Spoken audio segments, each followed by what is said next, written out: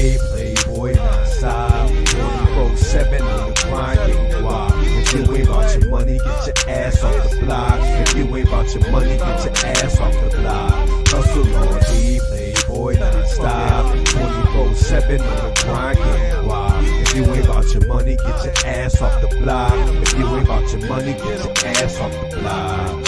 You can bet your bottom dollar I'm a rider by the flows that I'm providing. Sliding slow with open tires round the corner, coasting by a flyer thing you ever seen. Your desire in your dream. Let the fire take you higher. I admire getting green, sitting clean. Hustle harder till I make it. If my daughter's sitting naked, fuck you starving, I'ma take it. Yo. I'm back. We back. The whole crew is not back. But we back, goddammit. AAA Sports. I'm Black V. That's C5. That's Godless Reggie. Big Chicken in the background. D80 is on his way. Teran was having to move out of his one Hobbit house to another Hobbit house, so he couldn't make it.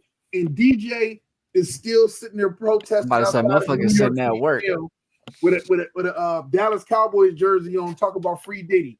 So motherfuckers is all got things going on. Is Miguel is somewhere trying to tell Drake to stop doing all these lawsuits.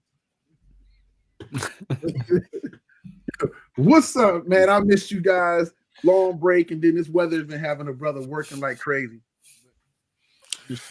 Just chilling, man. Just running my mouth, potting, debating, working, hustling. Just being myself. Sweet. C5, what you been up to, bro? Bro, I've been playing a lot of games lately. I've been on some Marvel Rivals, dude. I can't get off of it. I'm not gonna lie. Word. Bro, I just been grinding along, trying to still work on Madam Major and the President, still trying to build Truth Entertainment Music, still messing around with Big Chicken and just having a hell of a life, man. So shout out to all you guys, and happy to have you back. Happy New Year. God bless you all. And may the universe give you everything you want, Reggie, since you're godless. But we can go ahead and let's kick it off, man. Let's go right with college football news, Big Chicken, and do what you do. This is not a test. This is your emergency broadcast system announcing the commencement of the annual purge sanctioned by the U.S. government. This that make it go dumb shit. Walk up on them and I ask them where you from, bitch. Yeah, this that make it go dumb shit. Boy, I go and pop the trunk. Oh, He yeah. in the building. Oh, he was in the building. God damn it. Anyways, go ahead, Chicken. Do what you do. You got OSU beating Texas for the Cotton Bowl, going into the national championship. Yeah, you love to see that shit. Predictable game, in my opinion. Last week I said that Ohio State was gonna whoop their ass. They didn't necessarily obliterate them, but they beat them pretty convincingly. As I said they would. Shout out to Ohio State. Shout out to the Big Ten. Big Ten's been looking really, really good this year. Mm-hmm. Definitely. Yeah. C5, you got something you want to add? I don't know. Like Reggie said, I kind of expected them to beat Texas just because we've all seen Ohio State be there before. They're not new to this shit. Ryan Day definitely isn't new to this shit. So, I don't know. I didn't expect it to be as bad of a beating as it was. I thought it was going to be a closer game. But that scoop and score that Ohio State had really was the nail in the coffin, it seemed like. Yeah. There were moments I was worried, and I kept feeling like Dave and Kelly reverted back to the days of Michigan. I got the whole Jeremiah Smith thing, and I did understand the fact that they were using him as a decoy because Texas was so afraid of him that they leaned heavily to that, which allowed the other guys underneath. But man, it just felt like Ohio State for the longest in that game were just so nervous, and their nerves of their guys are dropping balls when they were wide open. It just felt like, man, did this moment become too big? And And so that made me kind of question a couple things, but they pulled it together. The scoop and score definitely was the part that sealed the deal. We knew it was there, but I was worried because you could call it every time Texas got into that red zone. I'm like, yo, Ohio State better shut it down because they're looking to do that running back out the backfield again. And it seemed like they kept hitting with that wheel route right out the backfield with the tailback, and yours kept hitting them. And I was like, man, but it was a good game, man. It was a good game. D80, you there? Can you hear me? Yeah, we hear you. Yeah, I'm there, but my shit's fucked up. Oh, okay. Can you see me? Yeah, we see you. Man, my shit's fucked up. But anyway, all right, what's going on? What's good? What's up, brother? It don't We sound talk fucked about the Buckeyes of Texas, bro. And your thoughts? You said the Buckeyes are Texas? No, in Texas, the game. We're just talking about the game and the outcome. Yeah, salute Reg, C5. I see y'all. What up, man? Well, the thing is, Ohio State shot themselves in the foot a lot this game. From the penalties to the unsportsmanlike conduct for Henderson. Like they had a lot of drive stoppers on their own, and it really wasn't the Texas defense really doing anything, at least for the most part, until like the fourth quarter when they started actually getting some pressure, but the game was pretty much out of reach by then. Yeah. But one thing I would like to say is, man, that Sawyer kid is a fucking nightmare.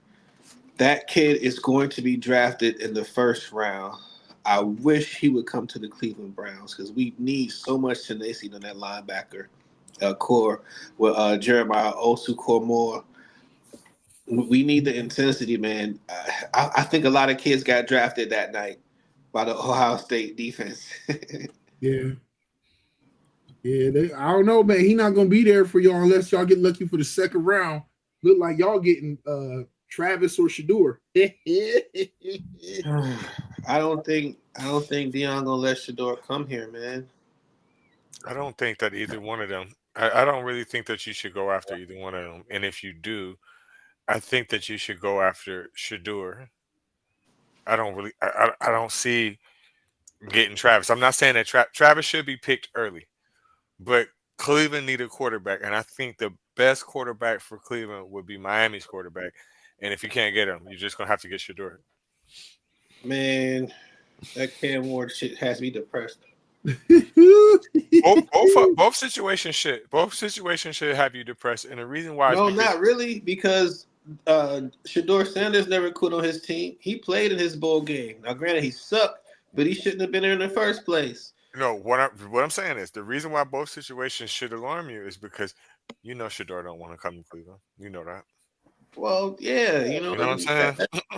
That's the majority of first rounders, but when they get picked, you gotta go where you gotta go. Like, it was reports that Caleb Williams definitely didn't want to go to Chicago. His team had issues with what was going on in Chicago. Rightfully But so. he landed fucking Chicago, and that's just how it is, man. So you gotta bear it, but bigger than the program. But you can have you can kind of show off your swag in Chicago a little bit. It's Cleveland, bro. he ain't showing off no swag. It's Cleveland, bro, and you know how the motherfucking Sanders is. The only thing they that y'all notice is that he stopped painting his fingernails, though. He's trying, man. He's trying. I give him that. I'm just saying. Well, go ahead to what's next, Big Chicken. Sorry about this, Reggie, but Northern Dame beat Penn State to go to the national championship. Man, I was heartbroken. State It was tough. pissed me off, man. It's Fucking tough. rooting for y'all, Reggie. Y'all fucking bomb. It's tough because those are my two favorite teams. Obviously, I like Penn State better because I'm from Pennsylvania. I didn't think that Notre Dame had that in them, though. I didn't either. I didn't see it. I didn't see it. I thought that okay, it's typical Notre Dame. They overrated. They play somebody with some some real talent, with some real defense, and that's how it was working out. I watched the game the whole first half. I said, just like I said, I went home and went to fucking sleep, woke up the next fucking morning and said, well, goddamn. Shout out to the Fighting Irish. I hope that you can keep that same spirit going. But again, I'm not the type person that I'm not a gambler, but if I'm gonna pick something, I'm not gonna pick it with my heart, right? I don't think that they can beat Ohio State. I'm not gonna lie. Do I want it to happen? Do I think it's going to? Probably not. I don't know. D80, anybody? Well, I mean, come on, like, what are we talking about? I will say this. I've been watching Notre Dame all season, and I didn't see this. I really thought once they ran into Penn State that Penn State would muddy the waters so much that Notre Dame wouldn't be able to crawl out of it. Mm-hmm. And to see Jeremiah Love run the way he ran, I mean, bulldozing guys over for touchdowns would have messed up ACL. I don't know, man. They got what people can't measure, and that's heart. They got like what 1-star recruiter, what 1 5-star recruiter, something crazy like that, and the quarterback tried to get a game away, but but for whatever reason, Penn State just didn't. I don't want to say they didn't want it, but to me, James Franklin, man, he's just not aggressive, man. You got to throw touchdown passes. You got to get your wide receivers involved. You cannot be one fucking dimensional in a playoff or a championship game because you only got one shot. Yeah. So that 3 yards in the cloud of dust mindset, it just backfired on him, man. And now we got what we got. But no, I fully expect OSU to win this game. Anything could happen. We lost to fucking Michigan, so we'll see. Penn State, had they got it to overtime, my maybe call it false thinking or just observing the game, I felt that they could win it. I felt that their defense was going to still be able to make one more stop that Notre Dame couldn't. But obviously, what's the name did the opposite and got aggressive and went for it than he normally does, and it came back to bite him in the ass. I mean, me and Big Chicken said it from the jump. Penn State was in trouble this season when they came into the season believing that Julian Fleming was a savior at wide receiver. And when this dude was just a non-factor for 95% of the season, I just knew that it was going to be tough. But luckily, they got 2 first-round running backs back there and that amazing couple tight ends, man. And it kind of carried them through the season. But you know how that goes, man. So shout out to Penn State, man. I'm not down on them, but frankly need to be in the pool of handing out bags of money to wide receivers. And probably another badass tight end, bro, because Julian Fleming was not it. Before we change the subject, I wanted to say one thing too, because I want to be consistent, right? I said, right, if Ohio State's coach, if Ohio State does not win this next game, right, he needs to be fired. I don't give a fuck what nobody say because he don't have a leg to stand on. He don't got no chips, and you're 1-5 or 1-6 against Michigan. That's pathetic. So I'm gonna be consistent, right? I said if James Franklin, I tried to give him a little bit of leeway too. I tried my fucking hardest. But I said if James Franklin, bare minimum, does not make it to the championship game, he needs to be fucking fired. He needs to be fucking fired. He ain't never beat Ohio State. That's pathetic. And they're this close every year. You listen. Always. It seems like they're this close in every big game, don't it? Like in every big game, and then they just fall short every time, bro. Ever since Saquon been there, and think about what we're talking about here. If you're telling me at the beginning of the season, right, that all you got to do is beat Notre Dame to get in the national championship game, and you can't do it, you got to go. You got to go. It's you. That's a coaching problem. Because you got the weapons. The 44, can't nobody stop that fucking white boy. Can't nobody stop him. You should have gave him the ball more or threw it to him more. One or the other. And you would have won. Period. Bro, it's this meme going around, and I wish I could find it. Was that the meme in our group where they were talking about Penn State had the same quarterback for the past 15 years? Yeah, That was wild. Sorry, Reggie. Man, Reggie was talking shit. Nah, I'm telling the truth though.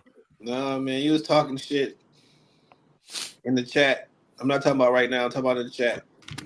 Oh yeah, I mean, but like I said, I'm I'm realistic with it though. I'm realistic with it. I don't think that Notre Dame can beat them. You ain't listen. Their academic standards is too fucking high. For real. That's facts though. That's facts. Said if they got that much discipline at the school and the books, motherfucker, what you think they're doing on the field? Some people gonna overlook that. They're gonna be like, look, man, I just gotta be average, bro. Fuck them.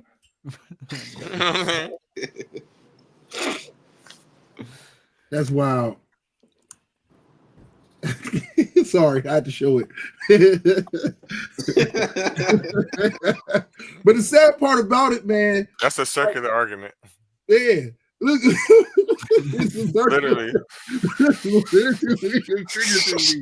Well, I was like, wait, I was trying to find a difference between all these quarterbacks, and I was like, I can't. That's messed up, man. But all right, it is what it is. It is what it is. Go ahead, Big Chicken. Well, let's go to a team that had a good quarterback, and Quinn Ewers declaring for the draft. Bah! Man, I don't want to talk about it. Bah! And listen, it was either he was going there or he was going to OSU. Bah! Like, I remember tweeting. I remember texting the group chat before the season started. A number 3, Quinn Ewers in a Browns jersey. I don't know if y'all remember that. now it's a possibility to happen. But yeah, well, nah. Man, if they draft him, I'm renouncing my Brownsdom. Nah, I wouldn't. Listen, we know you're not going to be a Cleveland Browns fan anymore. You're just going to switch over to be a Brook Park Browns fan. You silly. Oh, did you see what just happened today? No.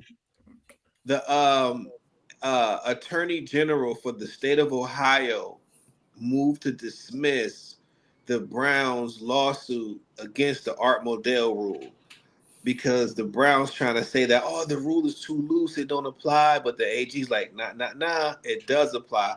Now he's trying to dismiss. Remember, I told you they took it to the state court, so he's trying to shut it down and side with the city. So I told you they already done started building over there and putting stuff together and buying. They did all that. I'm telling you, they did all that shit.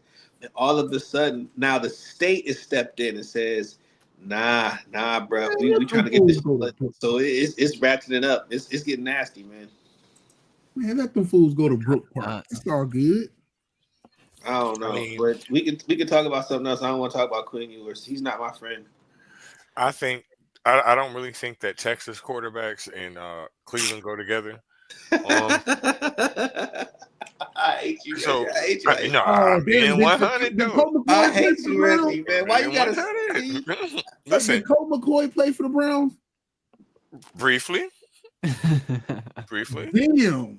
Right. So, to your point, I'm talking to everybody but Reggie. No, to your point, D80, I think that the best bet would be go after Shador because at least it's a similar weather pattern in Colorado. Right? You know, because somebody from Texas or Miami, come on now. January, February, didn't suck because of the weather, Reggie. Okay, that was not the problem, man. He had a couple good years. And obviously Cleveland pulled the trigger a little bit too fast. So why did they really feel that what's name is not the problem? A part of the problem? The head coach? We'll save it for NFL. All right, let's go next about who we were just talking about.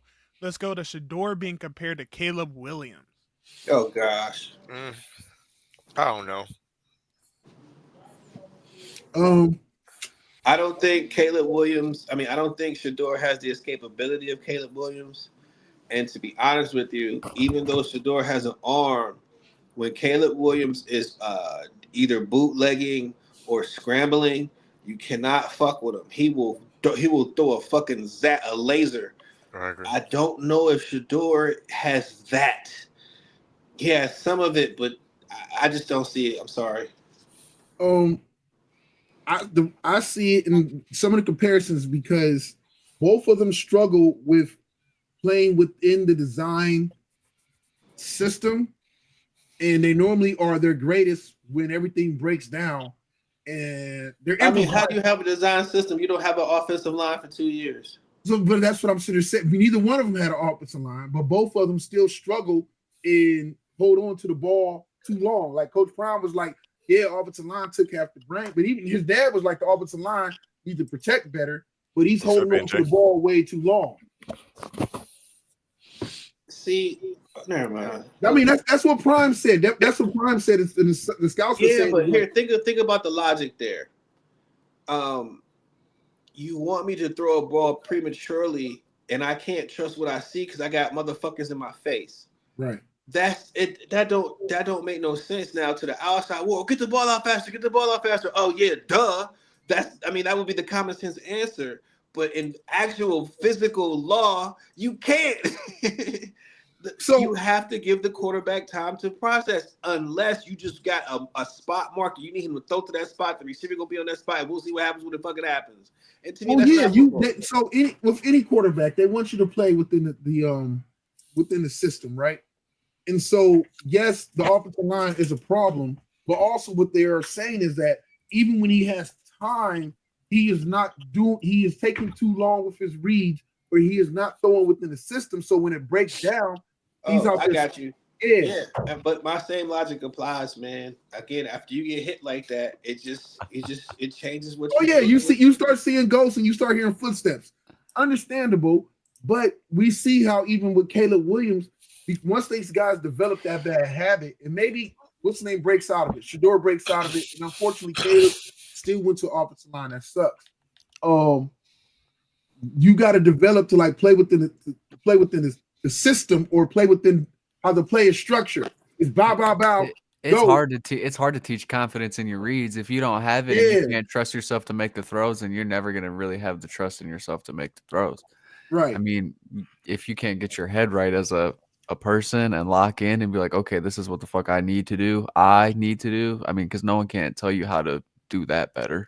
I mean, no one can't tell you how to make the reads any quicker but yourself, really. Yeah, so that's where the comparisons is, because they're great at when it breaks down. All hell breaks loose, and they both made some amazing throws in their career. Shador's like Caleb, Shador's won a whole ton of games on scrambling and getting them Hail Marys off, and scrambling and figuring out a way to get it to Travis, and receivers breaking off of their routes and adjusting. Justin, what's the the nigga name? Mahomes. He did the same thing at Texas Tech. Same exact thing. It's just quarterbacks who improv and are able to make things happen. Now, granted, man, I don't know. I just don't like the comparison. I think there's a lot more quarterbacks you can compare him to. I don't think that Caleb Williams is that yet. But I could be wrong. We'll see.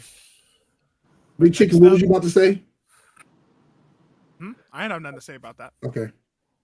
But next up, we got to talk about another quarterback, and Carson Beck coming back and going to Miami. I'm going back to Miami. Deuces. Tell him, holler at him. I'll see you later.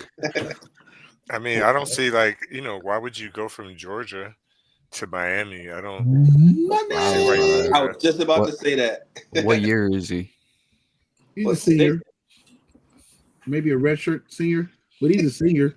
But how much would they offer? Was it $4 million? I probably would have took it too, especially if my draft status was low. Plus, with that injury, I think you want to kind of try to go into an NFL year a little fresher than that. And he didn't have he was actually the weak spot for that team this year. He was messing up a lot with throwing a lot of picks and a lot of different things for that offense. He was supposed to be the strong point. So, heck, yeah, enjoy. They get structured contracts. They won't even play for you unless you offer them a certain amount. They can transfer. They can pretty much go where they want. They almost got it as good as NFL players. and to a certain extent, No, you shit, could that argue is they better do. than an NFL player. I'm Yes. about to say, let me take my $4 million while I'm getting my degree, and let me get the fuck up out of there while I get an education. Boy, There's no transfer I would portal in dupe the NFL, man. fucking system. And you can stay there at least 5 and 6 years now, easily getting I paid. swear to God, they done fucked me over because I would in high school I would have been taking this shit way more serious. You know what I Dog, would have did, swear C5? to God. You know the first thing I would have did, C5, if things were like how they is now when I was in high school? I definitely would have flunked my junior or senior year. I swear to God. I Oh swear my to God. God, I would have. Listen. I would have been all fucking state my senior year at every fucking thing, right? Getting paid.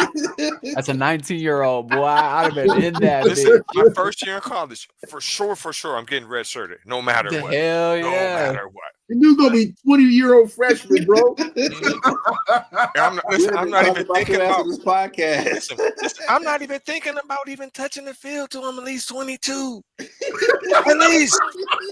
You got me fucked up. And weed is legal now too?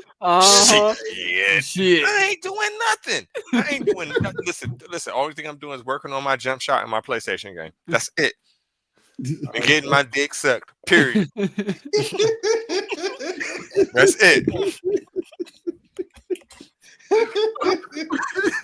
Oh, wow. My mom got a new crib.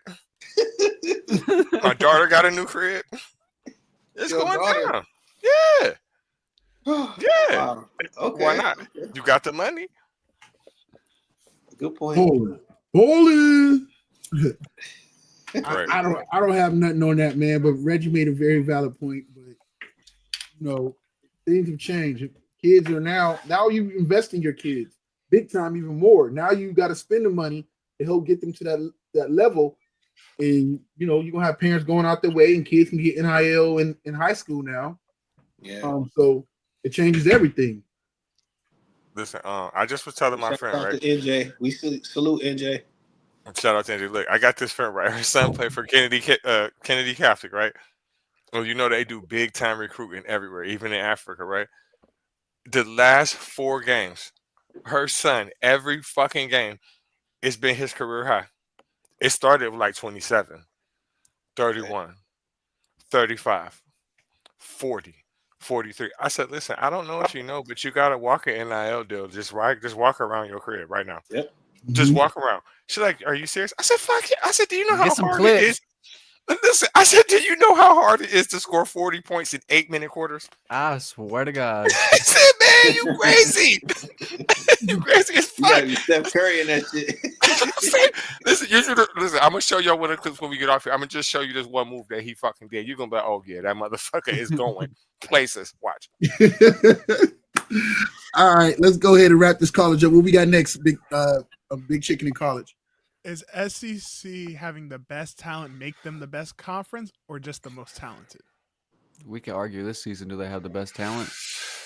Oh, I don't know, man. It's starting to catch up. I mean, the Big Ten is looking. The Big Ten is catching up to them, definitely. I mean, you could argue because you got Texas now, you got LSU now, and shit like that. But still, man, Oregon, I don't Ohio know. State, Penn State, they're looking good. It's tough. Yeah.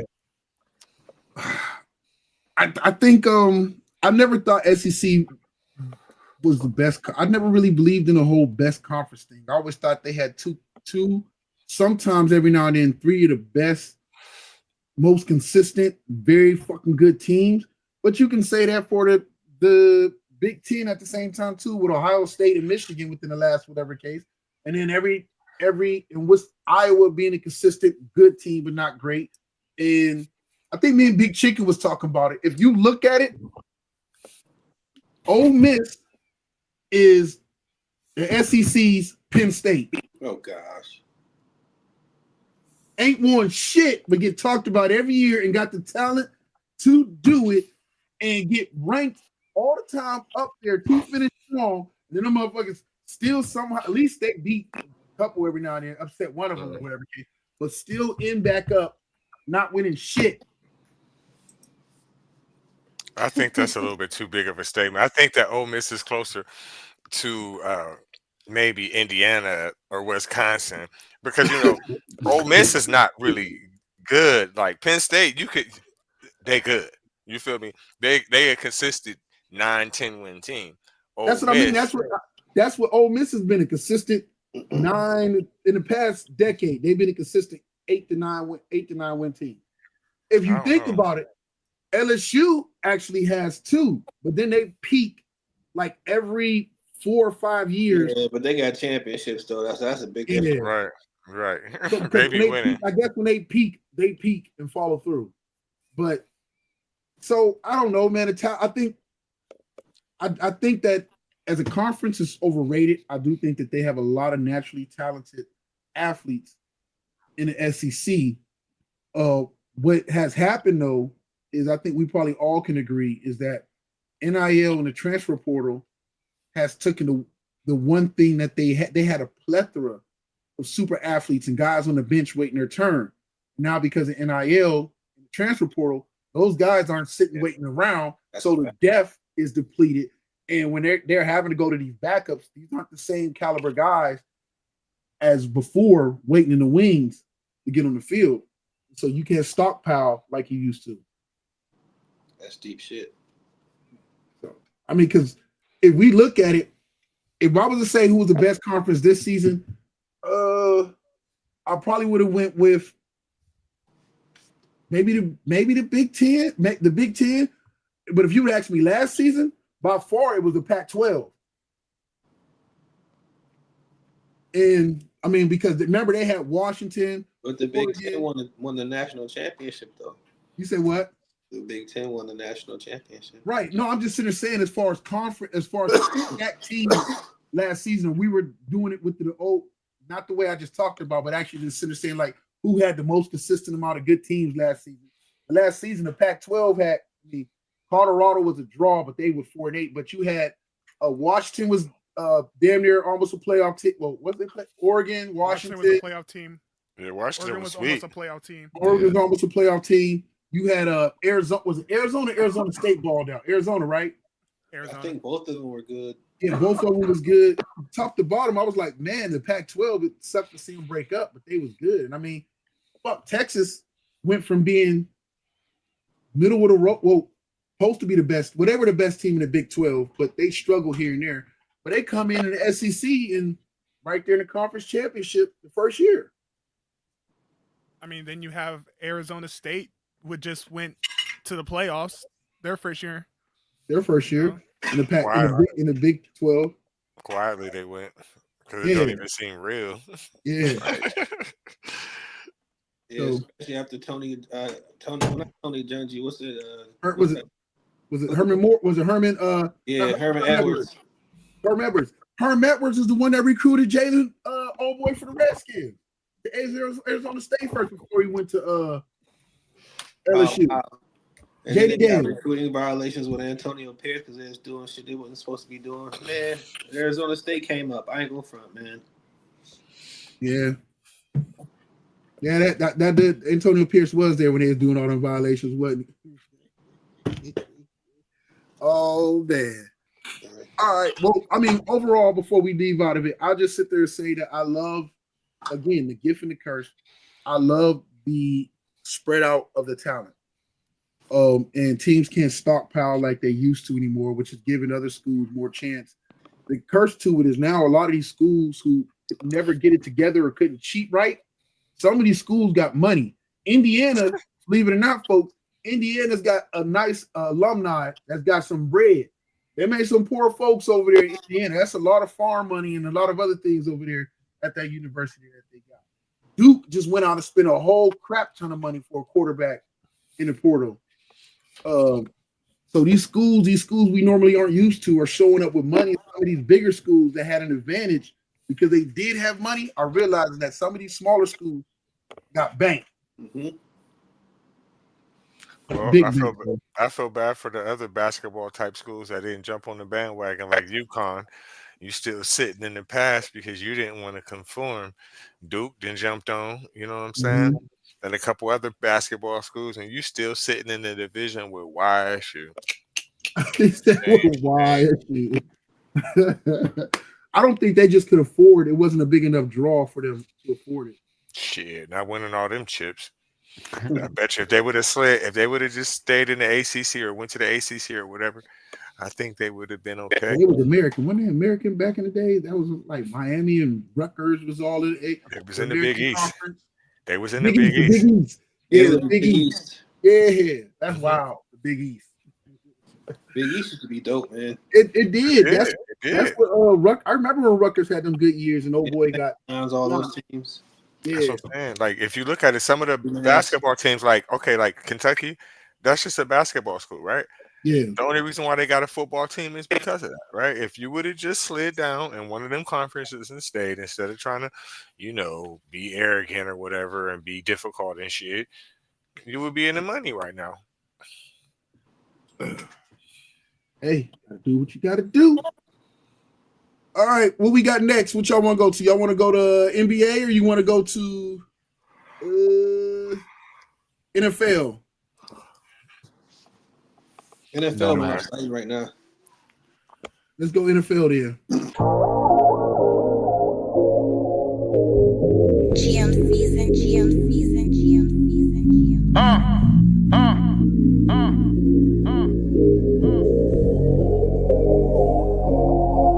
GM season. GMC.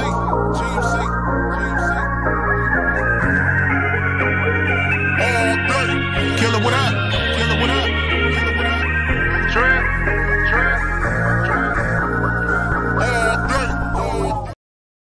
All right, let's start off the NFL. Let's talk about, is Jerry Jones losing this? Wait, not the right Cowboys news. My bad. I mean, is Deion going to be the next head coach for the Dallas Cowboys?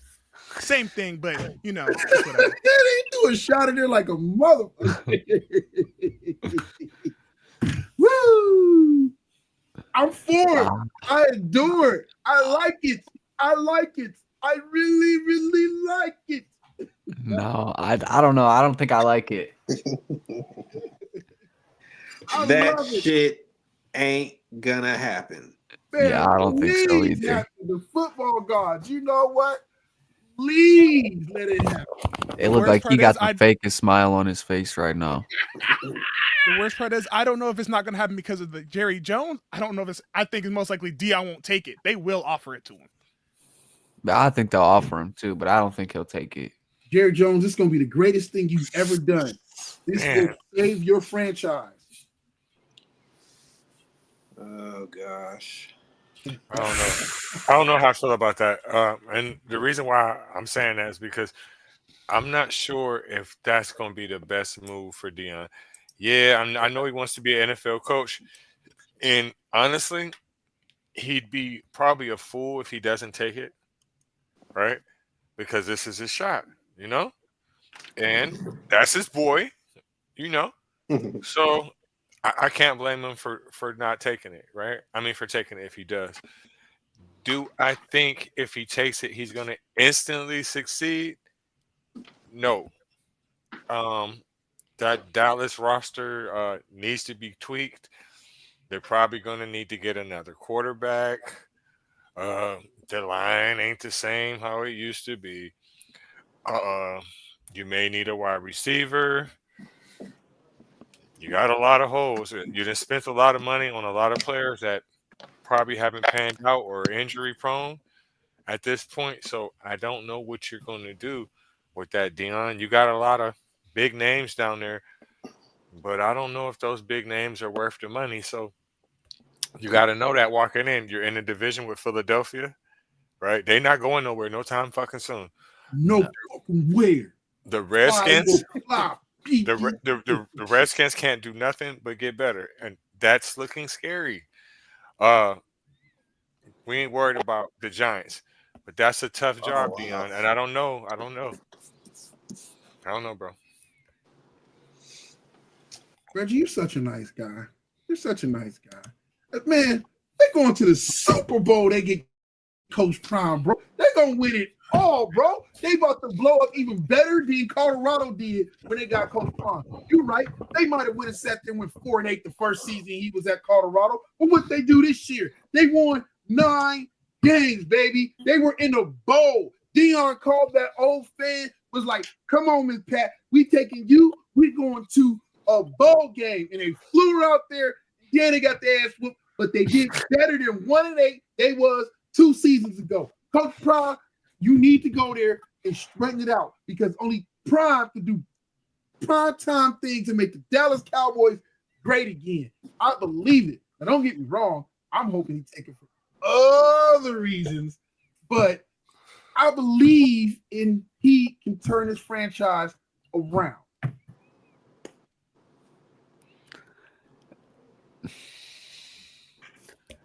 I don't know. I don't think so. Oh, what was all this, I disagree. all this love and belief in Coach Prime before? Now I'm the bad guy because I believe in him. No, it's not about you believing. You know, it was a great speech, very impassionate, very emboldened, man. You broke it down for us one time for your mind, but it ain't happening. So, you know, it's okay. It's not happening. It's okay. Man, and Cleveland was so good. I hope he go to Cleveland. That way he gets your door, and I guarantee you, Shiloh gonna be there in the 5th round. I don't know, man. You know who you should consider for a job? Maybe not a head coach job, but I think that he honestly should hire Tony Romo to be his offensive coordinator. That's what I think. You ever watch Tony Romo? He say every fucking he knows play. the X's and O's. Yes, he does. He says every fucking play before they do it. I hate watching his games. Like I swear to God, he be breaking that bitch down. You're like, what the fuck? Mm-hmm. Okay, right now they're about to throw a fade route to Jefferson. You can tell by this and that, and his shoes Oh my untied. gosh, Richard Jefferson catches the ball for 15 yards first. Listen, you know what I'm trying to say. Yes, Prime, get Romo. You can do it.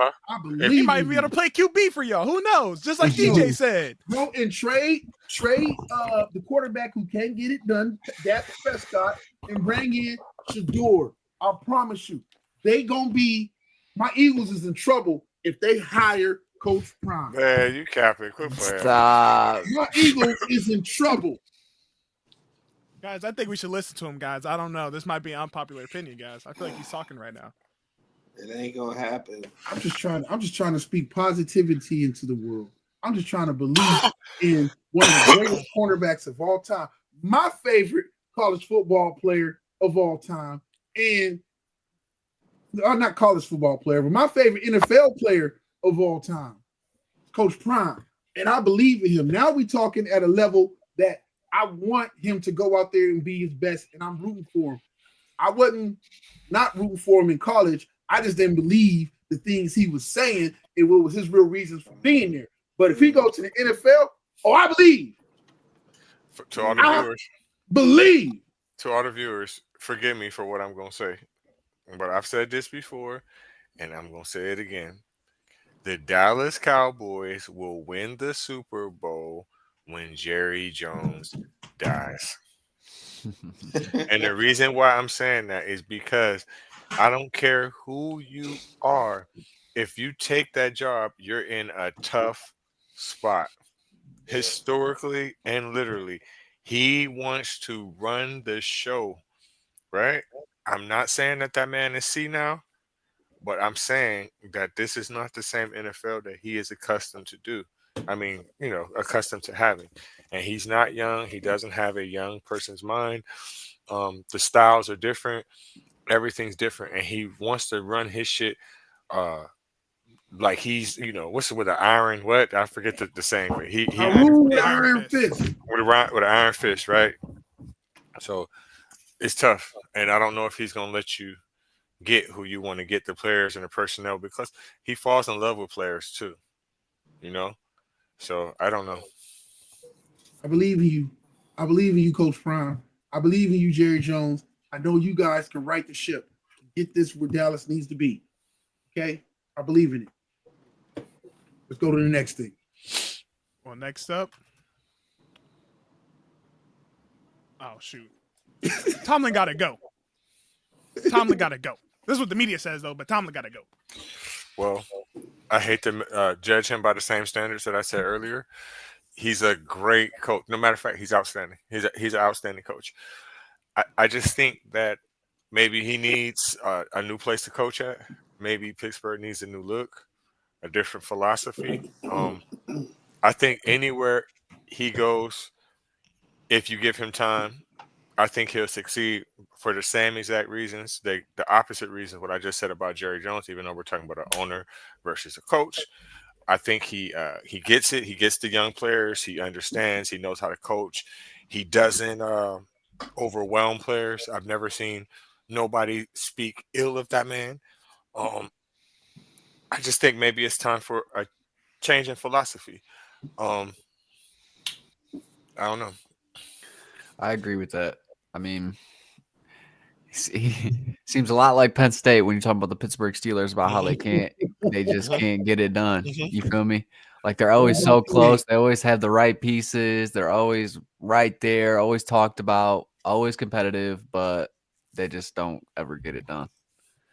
And unfortunately, I mean, in today's NFL, I'm surprised that he's not been kicked out sooner, been fired sooner. I mean, But you guys act like the man didn't win a Super Bowl. I He did. mean, you guys He did. act like he didn't have a Hall of Fame quarterback named Ben Roethlisberger. So I know we got recency bias going on, but the problems in Pittsburgh are not Mike Tomlin. The problem in Pittsburgh is the general manager and the owner selecting players. That's the problem. The problem is making Mike Tomlin select Kenny Pickett as a quarterback.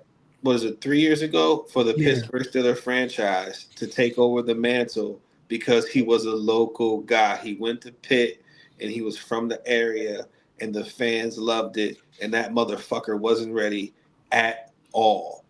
I think those are the issues that are going on with Pittsburgh, you guys. And the fans can blame Mike Tomlin because, of course, he's, in a sense, the face of the franchise. But he's not the issue in Pittsburgh and never was. Woo! Couldn't said it better myself. And I don't even like Pittsburgh. But that's not going to change anytime soon, right? Unless the owner sees an issue with that. So are you going to give him a quarterback? They went out and got Russell Wilson only because they paid him. It cost $1 million. They only got Justin Fields because it was costing $1 million. They went out and got this motherfucker the cheapest quarterback room they could afford and not afford that they could get. And that's not how you win in the NFL, man. That's not Super Bowl winning. But listen, I agree with you. I agree with you, right? But I don't really think that is 100% of the problem. I'm not saying he's a problem. He's an outstanding coach, right? But okay, so you paid Russell Wilson. And I really feel some kind of way about this, right? You paid Russell Wilson $1 million, right? And you paid Justin Fields $1 million, right? You got all this free fucking money. Why the fuck didn't you go get every goddamn wide receiver that it was? Because they had to pay their offensive line and they had to pay some of their defensive guys. Bruh. And then they just get old boy on the line a big contract. Listen, anytime you can get away with not paying a quarterback, I don't give a fuck. You got some cash. The Pittsburgh Steelers had the best chance to win the Super Bowl this year out of any fucking team. Based on that fact and based on the fact that a lot of teams needed a quarterback, you could have traded one of them motherfuckers or something like that and could have got all kind of shit. They cheat. Bro, they cheat. That's the problem. Russell Wilson only gave him 1 year because of the contract. Now, granted, if it was 2 years and then the rest of his money be out, or they could renegotiate his deal, I think they would actually go for another situation because it was 1 year that Russell had to get to learn the receivers, get to learn the system, get to learn the OC, get to learn that's to me. You're not everybody's not Matthew Stafford, man, or Tom Brady. You don't just hop on a team and go to the Super Bowl immediately. Like nobody fucking does that. And because people have, those two quarterbacks have, everybody thinks that's the microwave recipe for success. Let these motherfuckers grow and cook. They're still growing into whatever the Pittsburgh offense is going to be, but it's not going to happen because, of course, Russell Wilson's done after this season. And then, of course, Mike Tomlin's going to be forced to draft a quarterback or select one of free agency, which we haven't seen Pittsburgh do with any kind of success so far. So I just don't know. Or risk another season on Justin Fields. Wait a minute. If it's my understanding, right? Because I don't like that situation because Denver, we paid him $38 fucking million, right? If it's my understanding is correct, they also have the option to get him again for the next year on us again. See, I don't know about that part. I didn't hear about that. I think that he would have to get a new contract, but I don't. I could be wrong. No. He has to get a new contract because he only signed a 1 year. But I think what he's saying is that since they're still paying him technically from his other buyout, that they technically can get him for cheap because he's still making a fuck ton of money. Mm-hmm. Man, if I was Pittsburgh, I'll be honest, I would do that, and Mhm. I would go out and get a receiver in the draft or in free agency.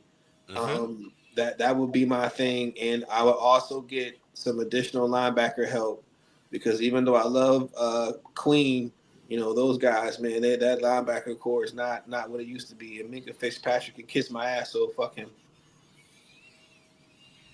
and he knows why. Yep, I definitely feel that this brother should he deserve. I don't think what I do respect, regardless of the bad moves that they have made as an organization as of lately, that they give their coaches time in Pittsburgh. And that's why I don't believe they made it to the playoffs. He got what he could. He squeezed the most juice you can squeeze out of what's left of Russell Wilson. Out of him. And he got what he can get out of him. And this is where they're at. They could go the cheap route again and get Russell Wilson. It probably won't be as cheap, but they don't have to pay him a ton because he still is getting paid by the Broncos. But they won't get him he won't come again for as cheap as they got him for. Do they keep Fields? I say you keep Fields and you draft a guy not in the first round, but you draft a guy in the third or fourth round. Go into it this season. That way, if the guy you drafted later on sucks or Fields sucks, plus they had another guy on their roster. I can't think of the other quarterback. So with Fields, my bad. Fields, real quick, he's on a 1 year too, so they have to get him a new contract too. Right. So they kind of, and I don't know if Fields wants to sit behind again. If they go, I don't think you should bring Russell back. Go and see what you're gonna do with Fields for a whole season. Like I said, draft a quarterback in the 4th or 5th round. If neither one pan out, go next year's draft. It's gonna be a stronger quarterback draft. Get you a guy. I think Russell Wilson, either they're gonna go get him or he's gonna be starting somewhere else for sure next year. I see him in the Saints. I see him with the Browns. Or the Giants. Saints. Derek Carr's a wrap. It's mummy time. All right, what we got next? NFL playoff matchups. Oh, chicken, yeah. All I want to see is Baltimore and Buffalo. Baltimore and Buffalo. Fly, Eagles, fly, baby. Who the Eagles playing? Them Rams. I'm telling Dad. He already called me talking shit. Or at least he called you back because he ain't called me back, but it's all good. Was it today? No, I called him yesterday. He ain't called me back, so. Yeah. Then you know what? Tell him on the game when we see him, it's up. No, but I think the Eagles gonna take that game. So we'll see. Kansas City on upset alert. Kansas City on upset alert. I can't see who they're playing. I can't see that thing. Houston. That's an upset alert? Yeah, I think they're upset. They've been looking shaky as fuck. Their defense then saved them, and I don't know what else been saving them because every game is like a miracle, and they still fucking win. They on upset alert. Okay, I don't got nothing on that one. That was a shock. Hey, look at them Lions over there, though. I got a shot on Nobody care about Baltimore. I mean, Detroit got the easiest road. What are they playing? What, Commanders? Yes, sir. How dare you say the easiest road? I just yawned. Oh, he's such a hater. It's all right. Wait till they whoop them Eagles. Man, I ain't got time for this crap. Listen, bro, I don't know if my Eagles gonna win the Super Bowl, but my Eagles need to win this weekend. If we don't, Get rid of Jalen Hurts, like I've always said. Manny's favorite player. I mean, I'm just not going to argue with you because this is silly. I mean, get rid of the quarterback who's got you back to the playoffs and isn't doing that bad. That's kind of he's our weak spot when we go out there to play these games, though. Hey, but are we winning them? This is another conversation I need to have. But let's go to a future Eagle and Penn State's DN maybe coming to the Eagles, baby. Let's go. Let's go. Something me and Big Chicken can agree on as Eagle fans. Yes. I'll take him. Thank you, Reggie. If he comes our way. We'll treat it. We'll show him how he plays football for real. Dope picture, though. Yeah. Turn him into a man because Penn State just took advantage of his talent and used him wrong. You're on a playoff team, contenders instead of pretenders. Chicken tenders. Ball. You're silly, man. It says here, is he a top 5 pick? I don't know. I don't think so. What? No, he's one of the best defensive ends in the college game right now. Yeah. He was the head of that defensive unit. He was kicking Notre Dame's ass by himself. He's gonna be I think he might be just another Micah Parsons for sure. If they treat him right. I'm good with that. I'll take that. All right, what we got next?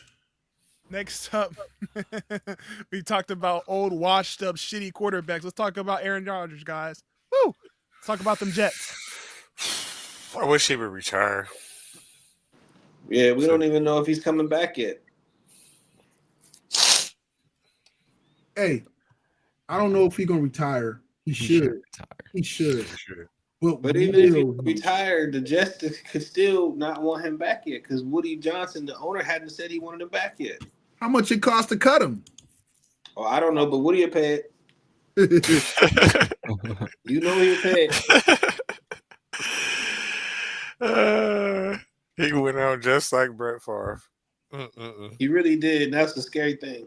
Bro, if they cut him, $49 million in dead cap. Woody Johnson would do it. I'm trying to tell you. He don't care. Damn. That's Hassan Reddick. So they could spread it out over 2 years, so that's about 25 point whatever, 3 or 4 or something like that, 4 point whatever. But or they might find somebody to kneecap him while he's in Jersey somewhere, and because he got hurt again, no, he stopped. Go out like the last Don Rodgers. This dude gonna end up in Cleveland. Go out like my dude. I end up referencing this man quite frequently. It seems like go out like Bobby Bonilla. Let him give you $2 million for 50 years, bro. Be a G. We're still paying Bobby Bonilla. Hey, gotta do what you gotta do. Yo, I don't know, man. Way to tarnish your legacy. Not knowing how to give it up when it's too much, and then having such a shitty ass personality. Doesn't help. And unfortunately, that's been the knock on Aaron Rodgers' whole entire career is he's an amazing quarterback and an asshole. Thinks he's the smartest man in the room, has kind of followed him ever since he was actually in college at Cal, which is probably smart to get in there too, right? But this is where we're at. Yeah. This is what you're paying for. Before we jump to the next one, I gotta say this before we lose any of y'all. And I should have said it earlier. A discussion was had on a post dealing with sports, and it dealt with the fact of congratulating both Marcus Freeman and the coach for Franklin, making it both having a shot to be the first black coach with a chance to win, or actually to play for a national championship, and a chance to win it. And when that post was made, without giving anybody too much, saying any names, and the place they came from was a place of genuinely wanting growth, but kind of misspoken. They spoke and said, "I'll be happy when we have a day where we don't have to do this, and we just can congratulate 2 good coaches on making it, and have to stop putting race at the whatever case at the front of an accomplishment." And I said, "Yeah, that will be great. But until we get there, this is what we gonna do. And this person chose to go back and forth about how it's stupid that we still do that, and blacks have every opportunity in the world, and just all this other stuff. And I just, let that person go on. And then I said, unfortunately, you should be asking yourself and reminding yourself why we have to state what we said, what we're saying, and congratulating, and why we have to do it in the first place. Don't get too comfortable to the point you don't realize it was 20 years ago. They weren't even really at that point struggling to let black people be head coaches, let alone be quarterbacks in the NFL. And so, yes, it's not just about him being black, but it is about the fact of the opportunity he has and taking advantage of it and giving hope. Because can you imagine how many black men that felt that they could coach in the NFL or play quarterback in the NFL, and because they were black, never got the chance? So when they get to see a brother up there finally with that opportunity, it may not mean the same thing to Marcus Freeman. And I'm not saying Freeman was speaking negatively about it, but it means something to them, and it gives hope to the next guys and the next young black man coming up and saying, yes, we do have these opportunities, but we're also going to appreciate one of us finally gets that chance and takes advantage of it and shows that we can do it. Because we are still having to go out here and prove ourselves in this world. And unfortunately, yes, when it goes bad, it affects us all. And when it goes great, it helps us, a few of us. And so that's something I want to get out there. And it was just a person that I'm not gonna put them on blast or whatever case. I've learned to stop doing that for the old days. But so I say that to say, when you guys had the conversation, I make sure I wanted to bring it up, because when we talked about all the black coaches that were let go in the NFL on short-term deals and never got to finish out their deals or whatever case, or 1 year thinking they were all black, we hope that that's not just a coincidence and not the fact that they were all black, right? And that's what our goal and our hope is. But we also realize that sometimes the reality of sometimes these brothers are given opportunities, stop gaps, so we appease the Rooney Rule or whatever the fuck the rule is, and then they can turn around and go hire who they really want because that person is now available. And that happens, unfortunately, in sports. So I don't think that's the case for all, but in some cases, Patriots. Yeah, that happens in some cases. So I just wanted to get that out there. We can live the dream, and we're getting there. And yes, we have opportunities and taking advantage of it. We still got a long way to go before we're at that point. But we are well on our way. I wanted to say something too. I wanted to give a shout out to the Brown and the Tarver families. I don't know if y'all know, but rest in peace to David Allen Brown. Y'all know who I'm talking about? From the comedian? No, I don't know. Yes, you do. You know Puff and Bulu, brother? Oh shit! Okay, yeah. Yeah, he passed away. David Brown. Oh snap! Wow. My condolences, man. Okay, wow. Damn. R.I.P. Rest in peace. Somebody else passed, but yeah, it's crazy. So sorry for the somber thing or the serious note, but I wanted to make sure we addressed that. And I did it without throwing any shots in it. God, masterful. I wanted to be an asshole, but I'm learning from C5. C5, handle it with class, and then when they not me. all kind of bitches. That's right. Tell them fuck you without telling them fuck you. All right, and then afterwards. Let's go NBA. Yeah, I let a few people hear that song you sent me, man, and all they can talk about is C5's voice, man. So whatever, hey, C5, man, whatever it is with that voice you got, man, keep that going, because that shit, people like it. Oh, you like that shit? Yeah, it was dope. I appreciate that. Thank you. All right. Pulling up, I'm pulling up.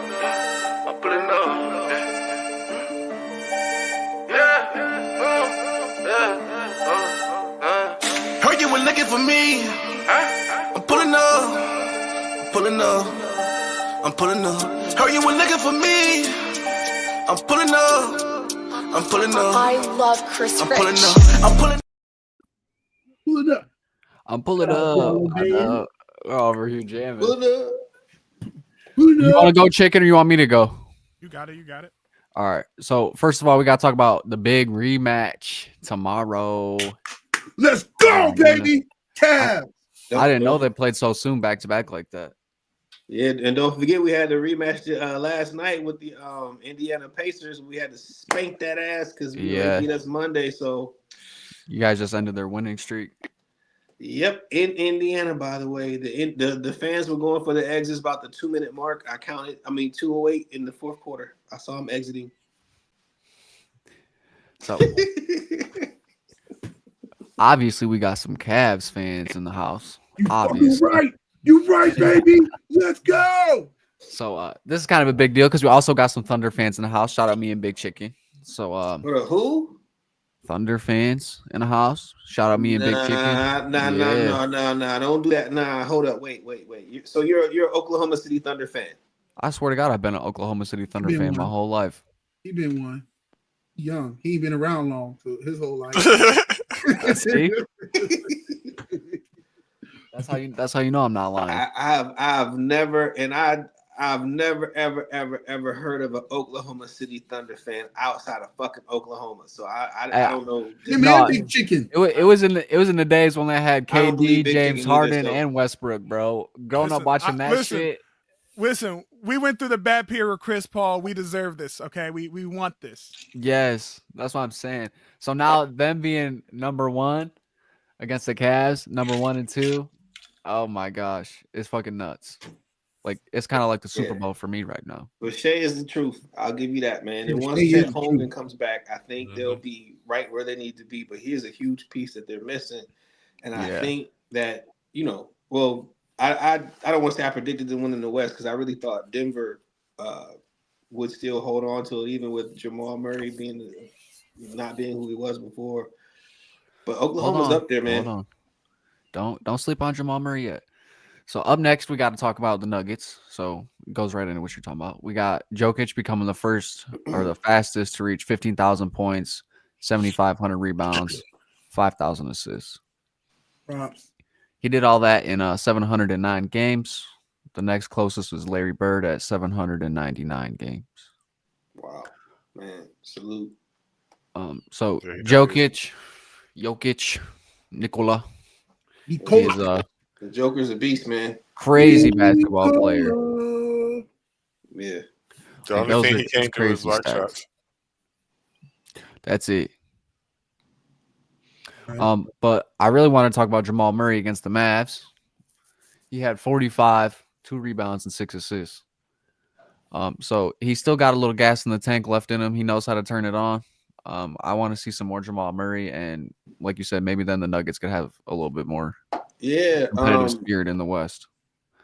Because he is not the until he starts stepping up. I mean, the Joker can be as good as he wants, but he ain't Thanos, so he can't stop everybody. Russell Westbrook has really stepped up and played well. He has. And don't get me wrong, I don't think Murray's a bad player, but he's not going to be who he was.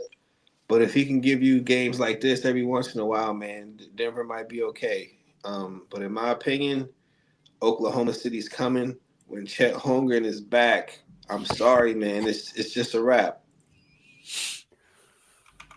Let's see. I don't see it.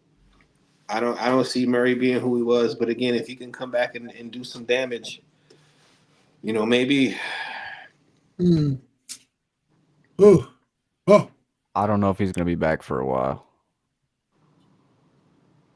Yeah, they said he was supposed to be back by like the first of the year, but yeah, and that's going to be a problem for Oklahoma, man, because they just have no real interior game, man. And they're short without Chet.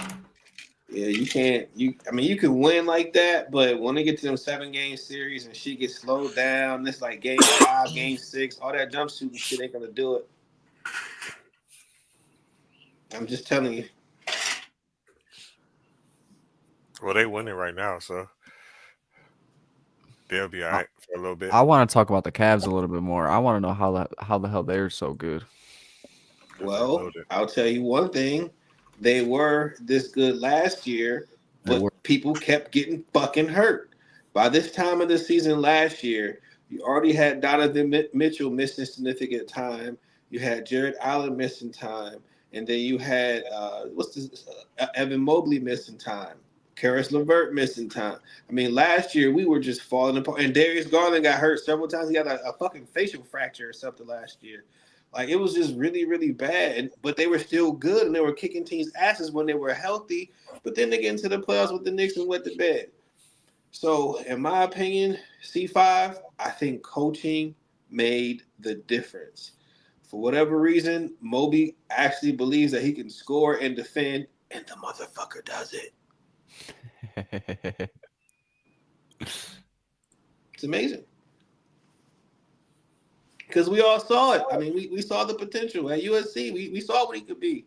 Right. But then when he gets here, just like, oh, okay, well, he's too soft, or he's too passive, or he's too this. And then all of a sudden, he just turned it on like, no, I got it. And he got it. Whatever it is. I mean, he just aggressive in the paint now. And we play from the inside out, which is really crazy because thinking Donovan Mitchell, you would think you play from the outside in. But, I mean, the two towers are our focal points of the offense, man. And I think I love it that way. The thing about Donovan Mitchell is he's always been able to move the ball, though, wherever the hell he wants. Mm-hmm. I mean, and he's going to get his shots regardless. Right. I mean, he's going to move to his spots when he don't have the ball so he can hit his open shots or get open shots. And he's constantly, like you said, passing to the big guys so he can do his thing. And he fits really well over there in that organization. I'm loving it. Like McDonald's. Up next, we got to talk about Kyrie back after missing 5 games. He's doing pretty well this season. From Suge B, by the way. He's averaging 24 points, 4.9 assists this season. Oh, I'm sorry. Who are you talking about? Kyrie Irving. Oh, no, he was hurt. He just came back last night. That's what I'm saying. Oh, and that's another reason that Jamal Murray was able to torch him. I'm like, this dude couldn't breathe. Like, I mean, give us some time. But again, I love to see what Kyrie's doing. The injury part is something that plagues his career, his whole existence. His whole career. And then don't forget, Luka's still out. So Dallas is hanging on by the skin of their teeth. I don't know. I don't think they're out of it. But as far as them thinking that Klay Thompson's gonna be the Golden State Klay and pull out a 40-point game here or there, that's ain't over. gonna happen. Yeah, that's over. It's not gonna happen. Couple 20s. And they're hoping he got a couple Murrays left in the tank, but I don't see it. Mm-hmm. What'd you say, Big Chicken? I said a couple 20s. Oh yeah, I see that, but no, they're hoping that he got one of them mugs where he go in there like, oh my God, Clay, where he got a 30-point quarter or something like that.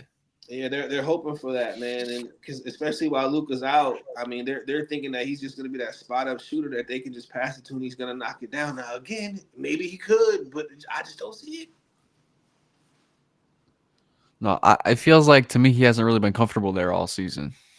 Like he hasn't really found his role. I don't know. When I watch Mavs games, it just seems like he's more just like a role player, like not there to take over the game. He's just there to do what he's told to do. Like I'm just here to new team. I don't know anybody. I'm just trying to fit in where the fuck I belong. But I mean, he's not really one of those players. Clay, man, you would have never thought that been Klay Thompson. I mean, his whole career, he's just been, fuck it, I'm just going to let this thing go, and it's going in. I don't give a fuck type of dude, And now he don't seem like that at all. Something shook him. If he's open, he'll hit it. Yeah, but I think what they're thinking is that he'll be a little more aggressive and take over games, and that's not what we're seeing. But again, I don't watch all the games. I just watch a couple ever since Luka been out. I've been kind of curious to see how they're gonna do, but again, Klay's just a regular player now. I hate to even say that because it sounds weird, but yeah, it's true. He lost his superpowers or something. I don't know. He already wasn't the type player that could set himself up, and now it's just worse. He's lost a step. I mean, he'll never lose his jump shot, but he has no ability to get open at this point. So. Unless you got a person that's just going to keep blowing right past you, And okay, so when Luka comes back, he's gonna be open. He's not gonna have no choice but leave him open. And the reason why is because you got two players that will get right past you. Then he'll be Yep. open. But right now, it's too easy to play defense on him. He old as fuck. Yep. I agree. The Hornets are making some moves. They traded Nick Richards for to the Suns for Josh Okogie and 3 second-round picks, which I've never heard of Josh Okogie. Me neither. Play for the Timberwolves. He's okay. Oh yeah, I definitely traded him a couple times. Yeah, Right. I'll trade him too.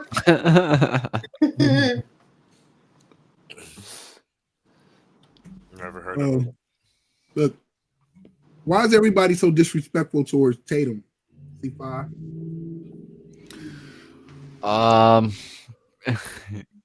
I think it's hard to demand respect when you can't even call yourself the best player on your own team.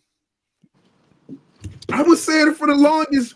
Jaylen Brown was better. I think so.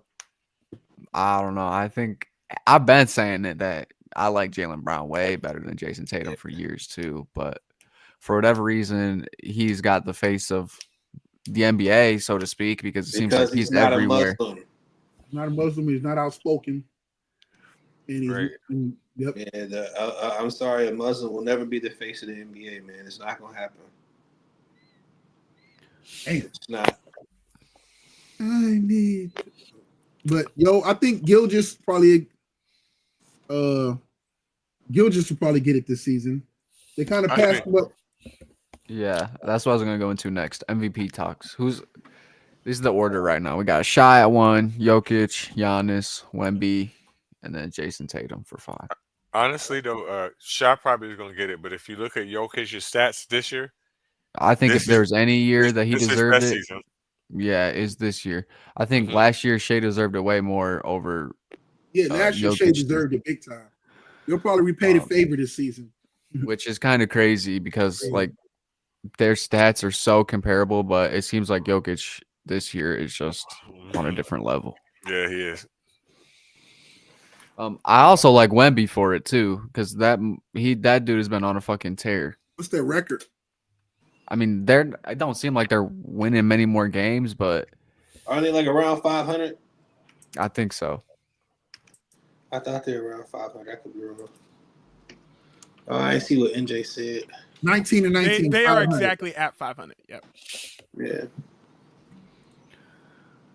But I mean, I say this solely because he's shooting Steph Curry type 3-pointers and has more blocks than anybody ever. I was just about to say that. It's the blocks for me, man. I watched this dude block 3 fucking shots in one fucking motion. That is insane, okay? On 3 different people. No.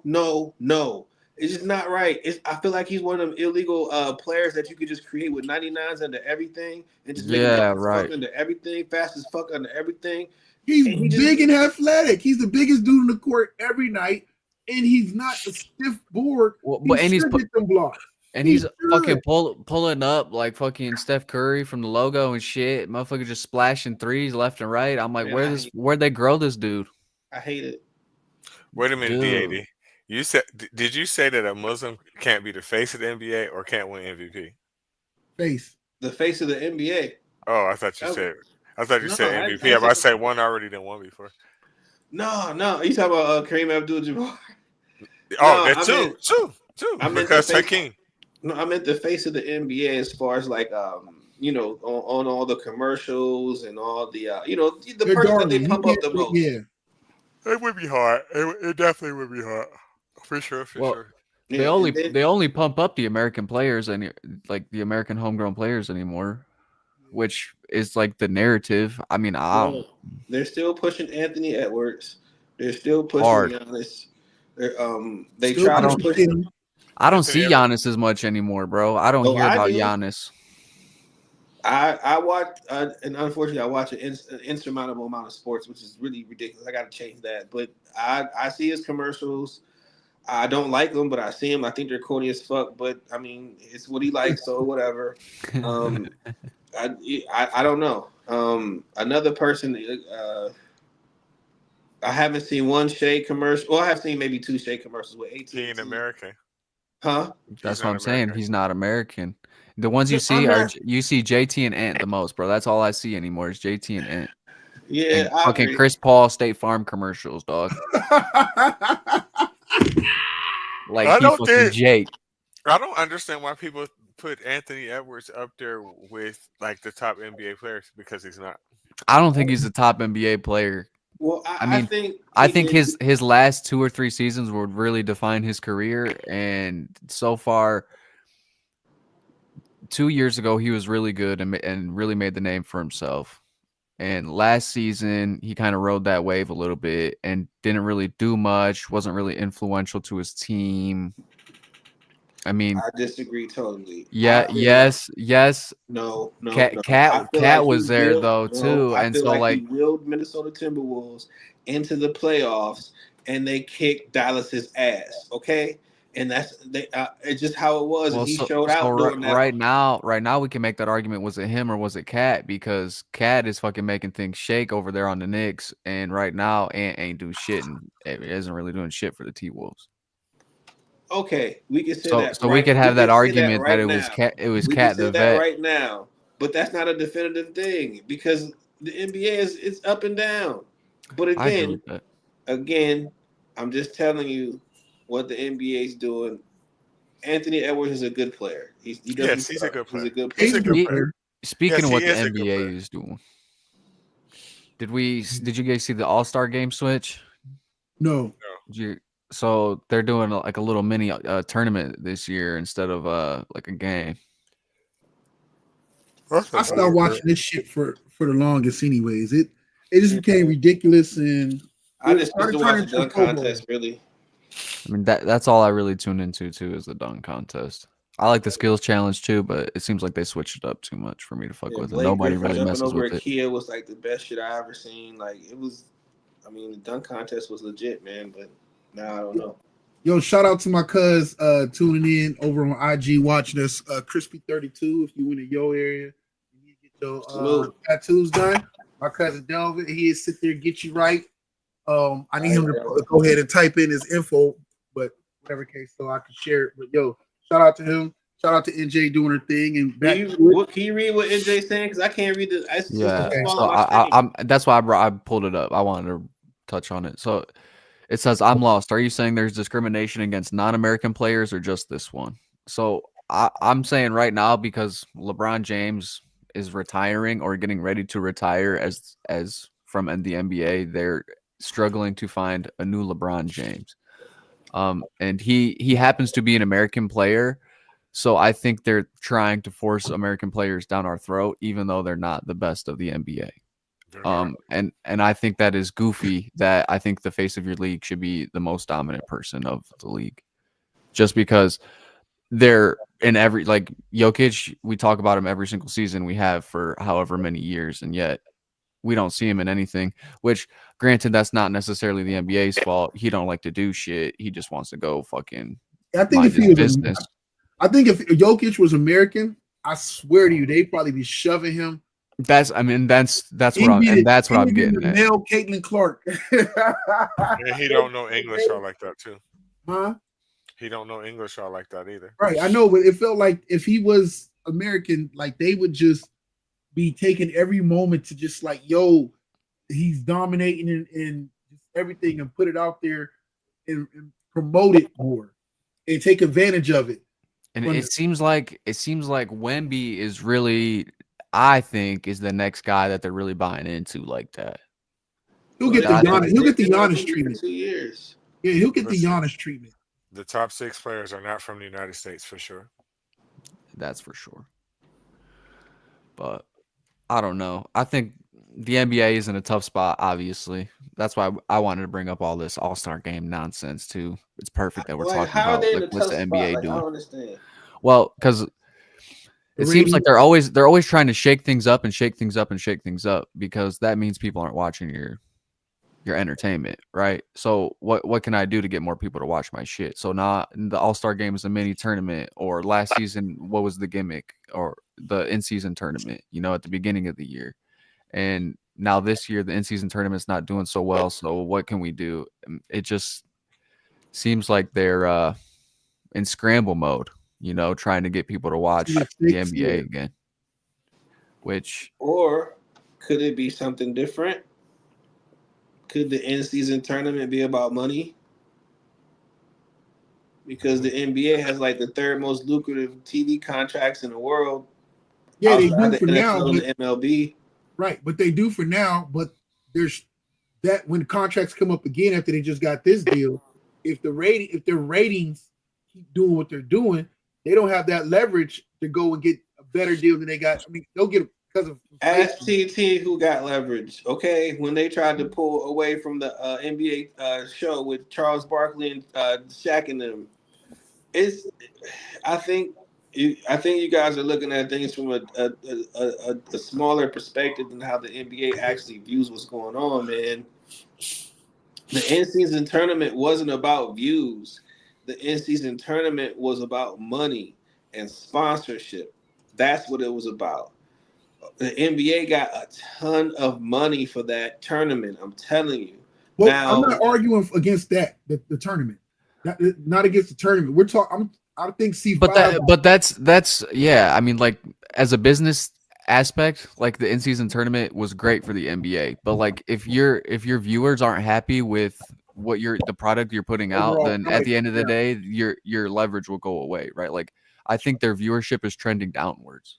Huge, and that's why we're seeing a lot of these new things to try to grab our attention and actually watch the game. Yeah, the viewership is a responsibility, but the issues with viewership are the avenues in which the NBA is viewed.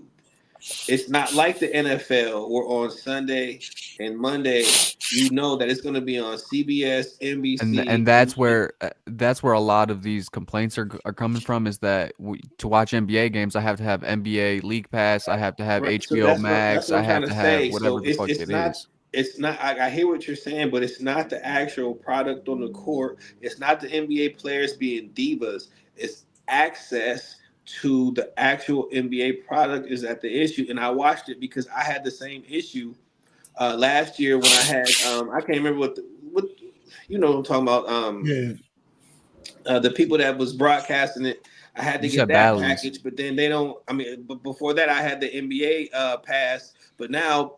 Once the whoever that beat the Bally's, that's who I had to buy Bally's and get rid of the NBA pass. But then this year they switched over to FanDuel, so now you got to cancel FanDuel and go to the NBA. I mean, go to the now you got to cancel Bally's and get on FanDuel. And then I found out that if I keep Bally's, I still get some of the NBA games. So it's a plethora of things. I think everything you're saying is right, and then they're also battling with everything that C5 is saying. I think they're struggling with an identity because they're saying fans aren't, the games suck. All you do is watch guys just run down and just pop. Everybody's fucking pulling the screen. It was cool when Steph and the Warriors were doing it, but now every team just run down court. Reggie. Huh? Oh, I'm pissed off, Reggie. Oh, every team is just running down court, just chucking threes, and it's a kind of a turnoff. And there's no star. Like LeBron is the aging star, and there's still nobody that can grab the marketing attention and to be the next guy up. And you were blessed to get Jordan, who saved it, then LeBron or Kobe, then to LeBron, who carried it. But what's next? None of these guys have that je ne sais quoi. And it seemed like David Stern did a much better job of pushing the actual NBA storylines of like, you got so-and-so versus so-and-so, and you actually saw it everywhere, and I don't know, you heard about it. That was different. And like you're saying that things aren't as streamlined as they used to be. I gotta get 8 different streaming services. Back then, you had NBA on TNT. Like you had a dominant place that you could go to daily for basketball. Right. I'm trying to tell, and So that I'm agreeing those with you. avenues no longer exist. So instead of the fix being an in-season tournament or new things to the All-Star game, the fix should be, okay, we need to come up with an NBA League Pass streaming fucking app, and then we're just gonna stream all the games on fucking one app. That should be what the concern is about, right? And it doesn't seem like those issues are quick to get fixed. It's not. NBA teams have the right to negotiate contracts with their own markets. Yeah, they like in baseball, you can have your own network. In football, not for NFL. I'm talking about like college. You could have your own networks in the MLB, and in basketball, you can do the same thing. But so why can the NFL have all their rights reserved? That's the owner's situation. Is that an owner's deal? Yeah, you got to negotiate that with the owners because, again, I know the Browns, they don't have any TV rights. Now, they got rights for the logo being on TV and all that. But as far as like to have their own network to play their own games on their own channel, display who they want to, for them to pay a specific amount for that, no. You're on CBS, Fox, or NBC. And relatively ESPN for Monday night, and now Prime for Thursday night, and of course if they want to flip over to Peacock for some special shit, whatever. But you know what I'm trying to say.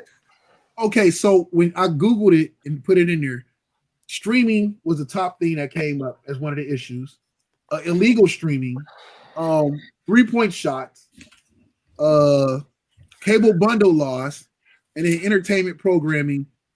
All those things. I feel like it's a collective. I don't think any of us are saying anything wrong. We're all just naming. We're all naming symptoms, and some symptoms outweigh some of the other ones. If people haven't noticed, and the only reason they sat there in somewhat of not having a star that player or whatever case is because I don't know if people remember when LeBron left the Cavs the second time and went to the Lakers. Ratings dropped like crazy because for most times the Lakers come on at a later time, and on the West Coast, they're into the NBA and everything else, but it's a lot more shit going on. A lot more shit going on, and a better timing and everything for people on the East Coast for a lot of these matchups. Those games at 10:30. Huh? Them games was at 10:30. I swear to God, they don't end until like 1 o'clock in the morning. You're like, what the fuck? Why I'm like, nope. Yeah, so that makes a big thing, and there's nobody in the East. That's why they try to push Tatum and these other guys because they're like, yo, they're on these East Coast markets, and we whatever case, and they can't. There's nobody that grabs that's next up to grab that attention. They're trying Ant-Man, they're trying these other guys, and like you said before, our biggest stars are foreign players, and all of them are all the other ones doing something out west. Jokic, West. Wemby, West. Who was the other guy? Shea Gilgeous. West. Well, Midwest, West. Who is the Tatum? But look at it like this. Okay, so do any of y'all consider Giannis to be the best player in the NBA right now? I mean, he's up there. He's up there. He's top 5. Right, but do you consider him to be the best player? Would you pick him to be the best player? I think this is kind of part of where the issue lies in itself. There isn't just an undisputed best player. No. But I'm just saying, but nobody would pick him to be the best player right now. I wouldn't pick him, right? Right. But what I can say about him is this: for sure, Giannis is significantly better than any American player, for sure. Yeah, without a doubt. And it's at least about 3 or 4 players I know that is better than him. Like I could say that Shea is probably better than him. I could say Jokic is definitely better than him, right? I could say Wemby is probably better than him. Luka is probably better than him, right? To me, Jaylen Brown is. I'm sorry. On the defensive end, offensively, Jaylen Brown is a nasty dude, man. Giannis has no offense except for a dunk and a close hook. He averages 32 points. Exactly. All they do is dunk. And 13 rebounds. I mean, he missed his dunks. No, I'm joking. I'm like, come on, bro. You can't stop him. You feel me? There's no American player that's on his level. That's a fair argument. Let's not get lost in the argument by agreeing that it's a dope argument to have that Jaylen Brown is risen to be considered in that company. I don't think he is. Not like that. Not like that. He's not up there like that. Neither one of them from Boston is like that. You did not watch. I'm not gonna argue for Tatum. Not against Giannis. Not against the foreign players. He's not. But I think they just got a collective of so many good to great players on their team that it's kind of hard to beat Boston. They don't have just like all NBA players. They don't have dogs like that. They don't have no 30 and double type shit. They don't have no player like that. Not for who? Okay, here's another thing to it. Besides the Boston players, if we call that a big market, we'll call Boston a big market.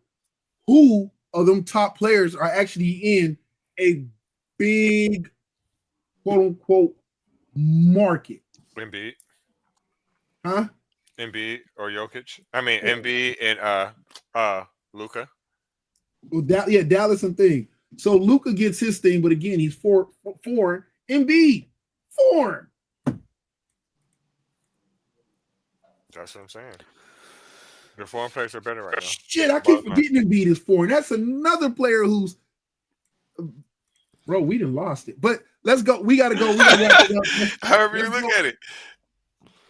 We gotta wrap it up. I gotta jump off shortly, man. Yeah, we gotta do tennis. Oh. I normally don't rap about shit like this, but I figured, what the hell?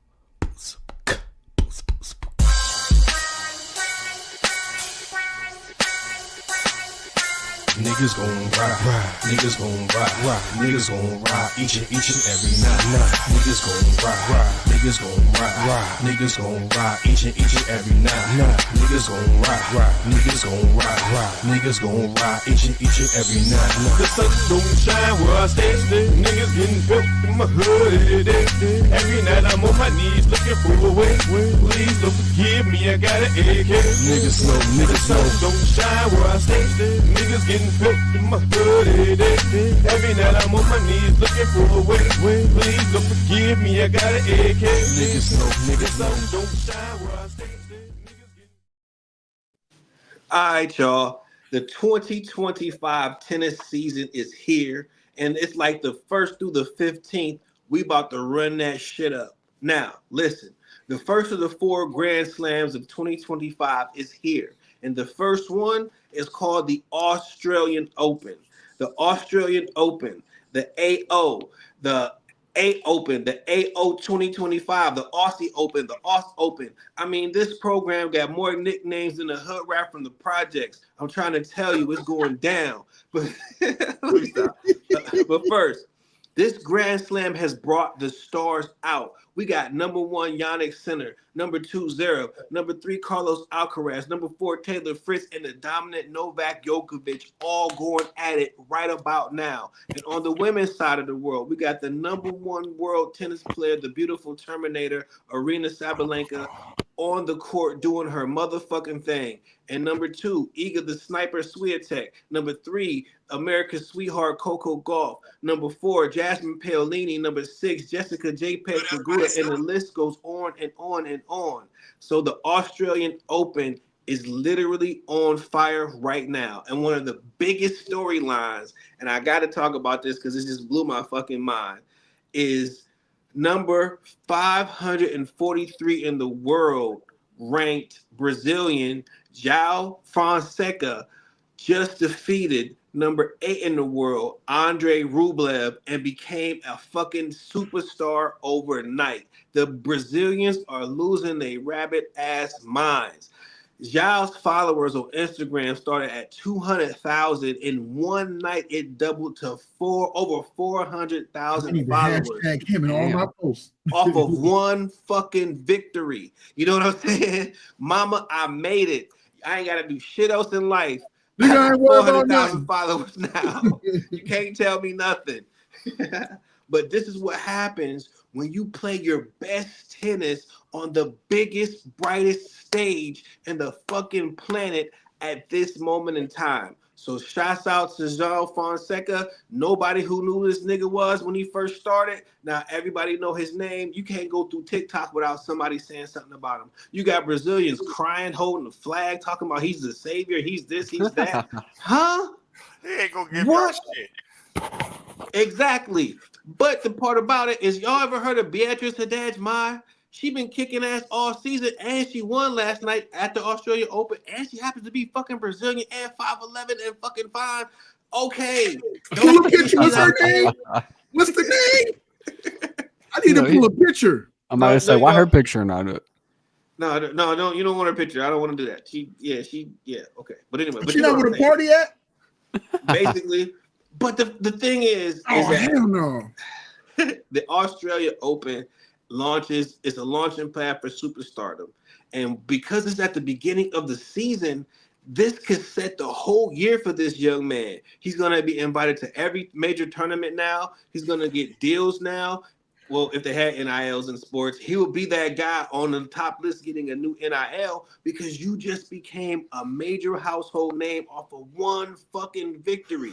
And you think Rublev gets anything out of this? You think being the number 8 player, getting your ass whooped by whoever, and the kid is 18 years old. Did I mention that? I get it. You get your ass whooped by this kid. You think it's not going to be online? You think you can't unplug it? You think your girlfriend will give you something tonight? No, nigga, no. Take your ass back home, ice it, and come back next season. So, is he the tennis version of the 1-2-3 kid? It might be. I'm telling you, if he wins this next match, the people are gonna lose their motherfucking mind. I already know. So I'm kind of hoping he loses. No offense. That's wild. I know that sounds like a hater, but that's what I got on tennis, y'all. There she go. I knew I was gonna find her. Yeah, that's Beatrice Haddad-Mai, and she just won last night, and she's like, she got WNBA shoulders. Right, that's what she do. No, but I'm gonna be honest with y'all. Clark shoulders. Like C5, you said something to me last summer that I'll never forget, man, and I think it was my grade in the chat, because I was like, man, I'm around here with all these players, I don't even know who they are, and you said maybe you'll get to meet some and find some new players to follow or watch. And she was one of those players that after you said that, I made it a point to find people I didn't know and watch them. And I stood next to this woman right side by side. She's like 5'11", so I was looking up. And I'm just like, man, this motherfucker is a beast. And when you watch her play, she just has so much power. Like, she's no joke. But at the same time, she's not. She hasn't gotten over that hump yet. She hasn't cracked the top 10. She's not in the top 5, so it takes time to get there. So the country of Brazil is like, well, until you do some shit like that, we don't want to see it. But João Fonseca gave him something to cheer about, and so he's on the flag right now. Everybody's crying. And the one video I sent you guys, I just wanted to show you how the Brazilian fans went fucking crazy in Australia. You ain't see one Brazilian flag this whole fucking tournament until the other night when he won. And now they're all pulling up. Yep. Yeah. Well, this picture she fine. I'm Brazilian. Okay. Well, this picture she fine. No, she's in real life, like she got it. That's all I'm saying. She got some nice knees too, for sure. Am I lying? I was gonna compliment you, but I didn't know you was going with the knees.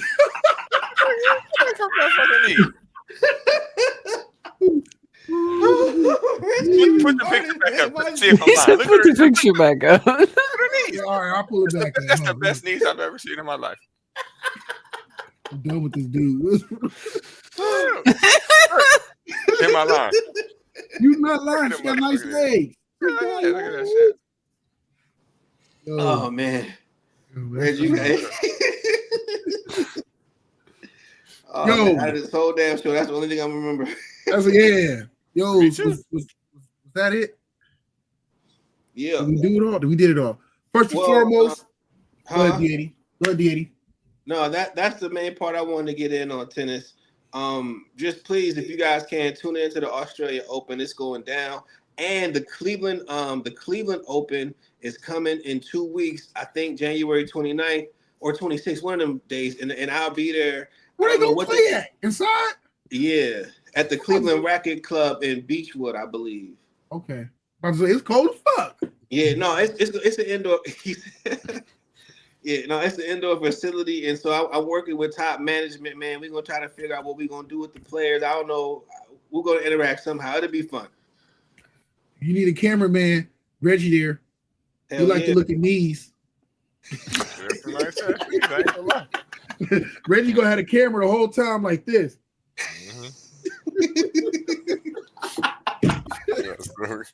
That's a nice set you got right there. And she gonna be like, "What?" You like, nah. Listen, I don't know why you laughing. Listen, we just opposites. You was talking about her shoulders. I was talking about her knees. Facts. You got me there. Damn. Yo, first and foremost, thank y'all for tuning in and checking us out. Yeah. Sports. We are your every Wednesday dropping nothing but sports jewels, opinions, views, and talking shit, and coming with a lot of facts, but a lot of opinions also. Unfiltered. We try our best to be adult-like, but we have our moments we laugh, but we have fun to give y'all sports in the raw take. Shout out to Terran who couldn't make it, DJ couldn't make it, Diallo Bands who's out here with us tonight. All due love and props to Godless Reggie, affinity for knees, C5, and he's still believing that one day old boy from the Denver Nuggets will become an MVP. Michael Porter Jr. He will be. Michael Porter. Shout out I forgot about that. Salute, Big Chicken. Salute, Big Chicken. Big Bro D80 doing his things. Also, shout out to the Madam President in the Major. Still in the work. Shout out to Clef. Be safe when you travel overseas. Yo, thank y'all for tuning in. God bless y'all. And may the universe also be great to you. Good night, nigga.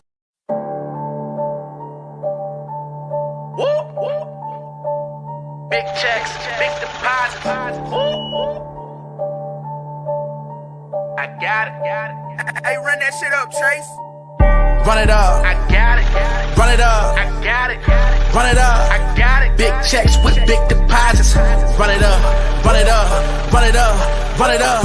Run it up. Big checks with big deposits. Big bag what I be on. Play the corner like Dion. Hard code like Freon. No time for you peons. Pandemic ain't stop nothing. Apply pressure, I'm job hunting. Risk good, I'ma bop something. Fire on.